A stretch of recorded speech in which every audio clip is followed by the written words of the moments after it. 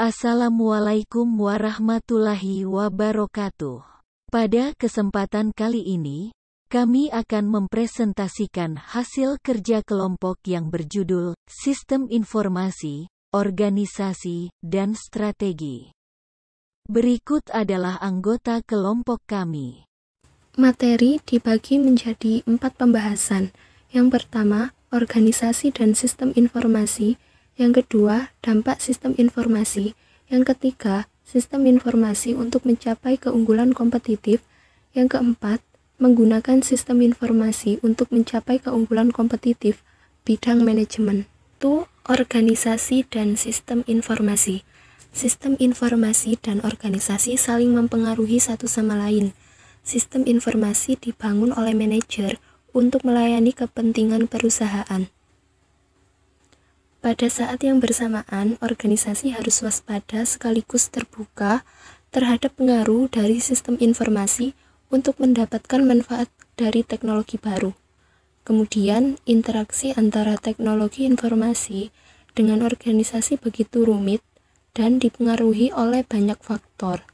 Kita bisa lihat pada gambar hubungan dua arah antara teknologi informasi dan organisasi, di mana di tengah-tengah teknologi informasi dan organisasi ini ada faktor mediasi atau faktor penghubung, di antaranya lingkungan, budaya, struktur, proses bisnis, politik, dan keputusan manajemen. Apa organisasi itu?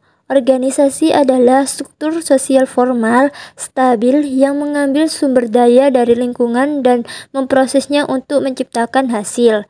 Definisi teknis ini berfokus pada elemen dari organisasi, modal dan tenaga kerja sebagai faktor utama yang disediakan lingkungan organisasi, mengubah input tersebut ke dalam bentuk barang ataupun jasa melalui fungsi produksi.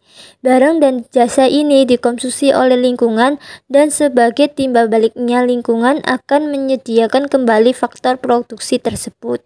Kita bisa melihat dari gambar ini, yaitu pada definisi mikroekonomi dari organisasi, modal dan tenaga kerja, faktor produksi utama yang disediakan oleh lingkungan diubah oleh perusahaan melalui proses produksi menjadi barang dan jasa.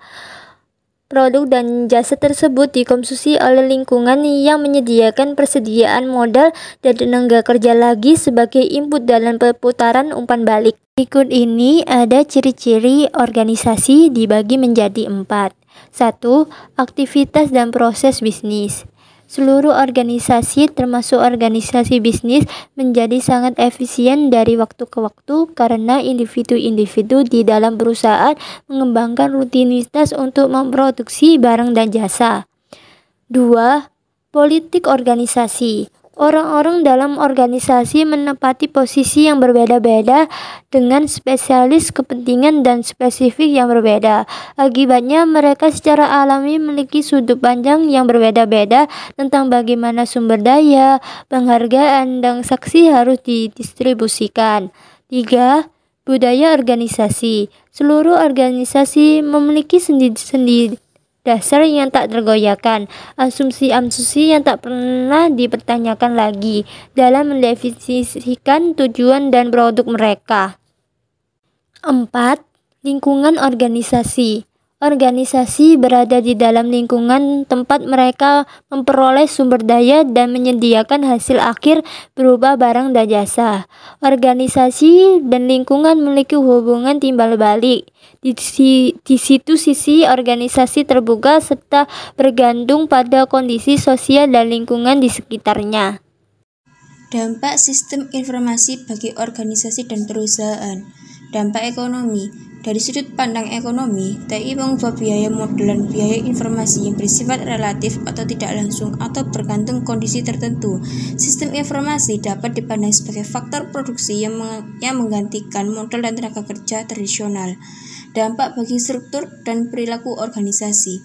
Teori berdasarkan pendekatan sosiologi mengenai organisasi yang rumit menunjukkan pada kita beberapa pemahaman mengenai bagaimana dan mengapa perusahaan berubah seiring dengan penerapan teknologi informasi yang baru. sistem informasi untuk mencapai keunggulan kompetitif. Perusahaan yang memiliki kinerja lebih baik dibandingkan pesaingnya dianggap memiliki keunggulan yang kompetitif dalam segala hal, baik dalam pertumbuhan pendapatan tingkat keuntungan ataupun pertumbuhan produktivitas. Lalu selanjutnya saya akan menjelaskan tentang sistem informasi untuk mencapai keunggulan kompetitif, yaitu perusahaan yang memiliki kinerja lebih baik dibandingkan pesaingnya dianggap memiliki keunggulan yang kompetitif dalam segala hal, baik dalam pertumbuhan pendapatan tingkat keuntungan ataupun pertumbuhan produktivitas. Strategi sistem informasi terkait daya kompetitif dalam strategi sistem informasi yang terkait dengan daya kompetitif terdapat 4 strategi umum yang dapat digunakan, yaitu 1. Biaya kepemimpinan atau biaya manajemen yang rendah. 2. Diferensiasi produk. 3. Fokus pada ceruk pasar. 4. Memperkuat keakraban dengan pelanggan dan pemasaran. Sistem informasi untuk mencapai keunggulan kompetitif bidang manajemen dibagi menjadi 2, yakni 1. Menopang keunggulan kompetitif. 2. Menggandeng TI untuk mencapai tujuan bisnis.